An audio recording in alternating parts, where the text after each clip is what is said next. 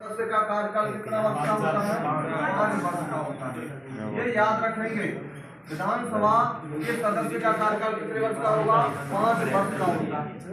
विधानसभा सदस्य का की आयु, विधानसभा सदस्य की आयु कितनी हो? 25 है ना, 25 वर्ष की आयु हो। आयु कितनी हो?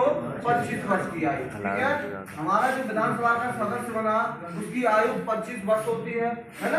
उसका कार्यकाल कितना होता है? 5 वर्ष का होता है। 5 वर्ष का होता है। और हमारी जो विधानसभा का कार्यकाल कितना होता है?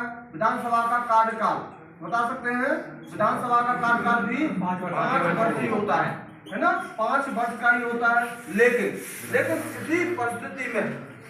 किसी परिस्थिति में संवैधानिक तंत्र विफल होने पर, संवैधानिक तंत्र का मतलब है किसी भी पार्टी के पास में स्पष्ट बहुमत न होने पर, ऐसी स्थिति में क्या है, इसे 5 वर्ष से पहले भी विघटित किया जा सकता है। ठीक है ना। कैसे किया जा सकता है? इसका कार्यकाल 5 वर्ष का होता है ना। कार्यकाल कितने वर्ष का होगा?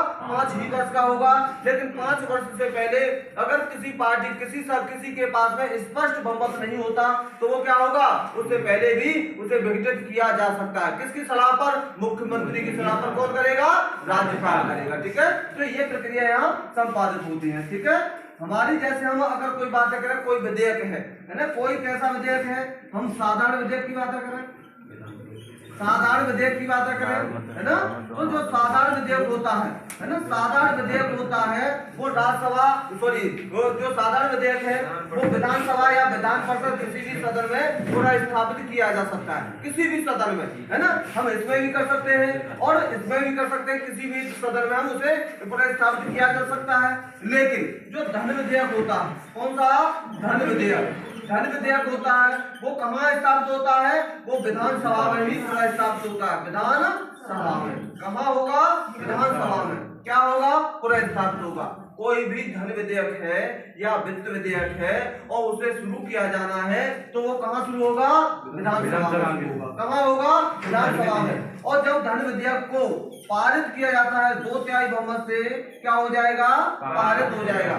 कोई भी धन विधेयक 2/3 बहुमत से पारित होने के बाद में किसके पास जाता है? विधान परिषद के पास जाता है। विधान परिषद के पास जाता है तो विधान परिषद उसे कितने दिन तक रख सकती है अपने पास? 14 दिन। कितने?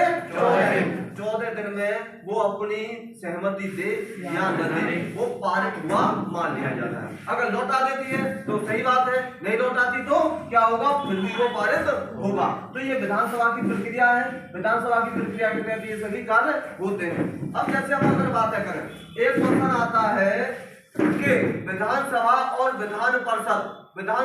विधान परिषद में टकराव की स्थिति पर, जैसे ये कोई विधानसभा है ना, ये क्या है? विधानसभा है और ये विधान परिषद है। ठीक है, दोनों ने विधेयक को 2/3 बहुमत से पारित किया, इसने नहीं किया है ना।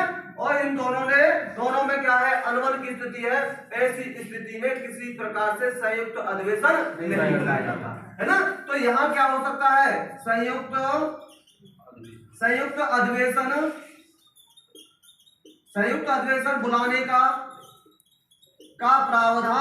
प्रावधान नहीं है। जैसे हम संघ की बात करते हैं ना, संघ की बातें करते हैं। संघ में जब हमारी लोकसभा है ना, क्या होता है? लोकसभा और राज्यसभा ने कोई विधेयक पारित किया है, दोनों ने क्या कर दिया? इसने पारित कर दिया, इसने पारित नहीं किया हो, है ना। तो और दोनों में अनबन की स्थिति हो, दोनों में सामंजस्य नहीं बैठता हो, तो ऐसी स्थिति में क्या होगा? राष्ट्रपति क्या करते हैं? राष्ट्रपति संयुक्त अधिवेशन बुलाते हैं। आर्टिकल किसके तहत? लेकिन राज्य में ऐसा नहीं होता। राज्य में ये प्रक्रिया संपादित नहीं होती।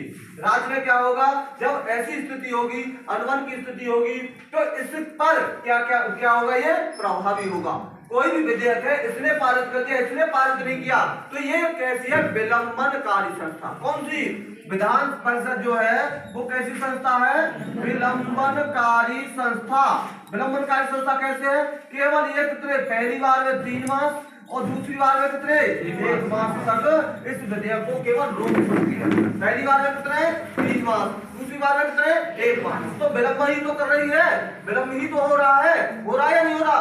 ये विलंबन करे, उसके बाद में अगर किसी प्रकार की प्रक्रिया संपादित होती है तो इसके बाद में 4 महीने बाद में ये विधानसभा का विधेयक क्या हो जाएगा, पारित हो जाएगा। ये प्रक्रिया यहाँ तक मान्य होती है। ठीक है, नेक्स्ट लिखो।